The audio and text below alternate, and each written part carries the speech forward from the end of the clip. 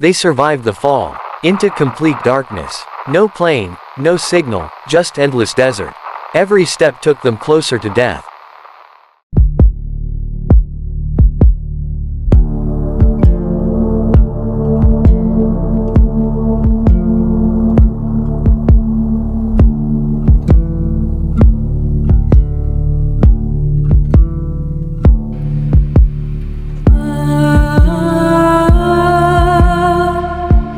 Imagine falling out of the sky, into complete darkness, no lights, no sound, just wind, and endless sand below you.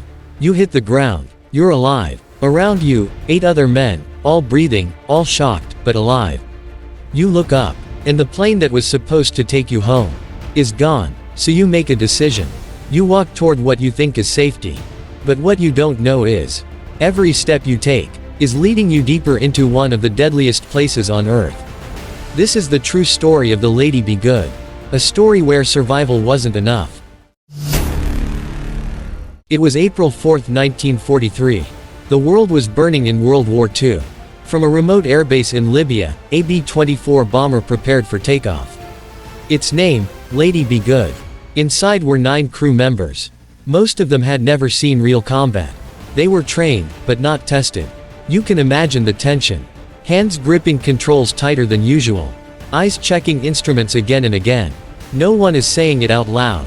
But everyone is thinking the same thing. Will we make it back? Their mission: bomb the port city of Naples, Italy.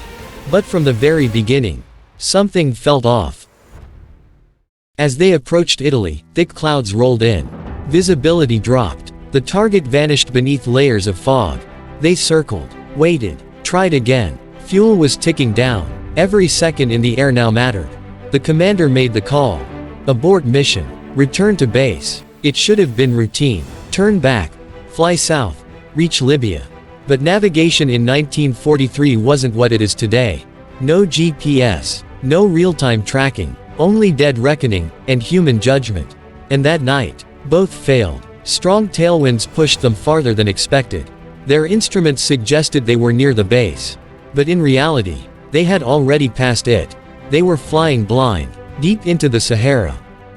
Then came the moment every pilot fears. Fuel gone. Engines failing. The silence in the cockpit must have been terrifying. No explosions. No chaos. Just the slow realization. This is it. One by one, the engines died. The aircraft began to descend. There was no runway. No lights. No idea what was below. The order was given. Bail out. Imagine that moment. Opening the hatch. Looking down into pure blackness. And jumping anyway. They landed scattered across the desert. Miles apart. No landmarks. No direction. Just sand, stretching forever. But slowly, they regrouped.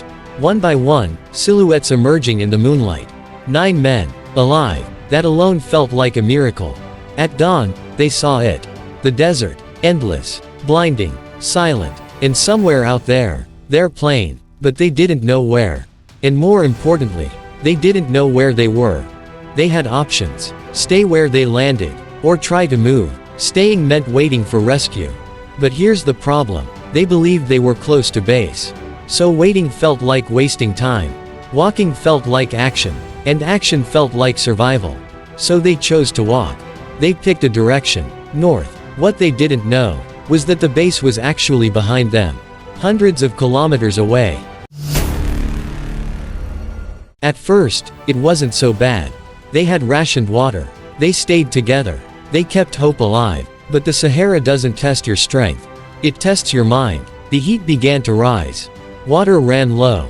Their bodies weakened. And slowly, hope started to crack. Some of them wrote in diaries. One airman described the march as endless, just endless walking. Think about that. No trees. No shade. No sound. Just footsteps, and breathing. Until even that became too much.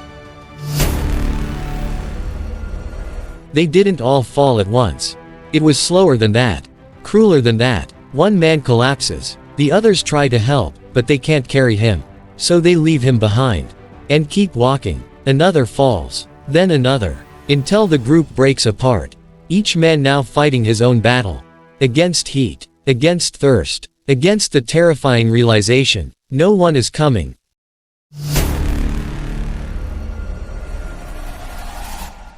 "15 years later, the desert gave up its secret. The plane was found first. Then the bodies, scattered across miles, some still clutching canteens, some with notes, proof they had survived longer than anyone imagined. One of the most haunting discoveries. They were within reach of survival. Not close, but not impossibly far either. Close enough to hurt. Some of the crew were never found. Even today, they are still out there, buried beneath sand that moves, erases, hides. The Lady Be Good still rests in history. Not as a story of failure, but as a reminder that survival isn't just about staying alive. It's about decisions, timing, direction. Because sometimes, you can do everything right, and still walk the wrong way. And somewhere in the Sahara tonight, the wind still moves across those footprints, as if they were never meant to be found. If this story gave you chills, hit like, comment your theory, and subscribe to Zyro TV, because the next mystery might be even darker.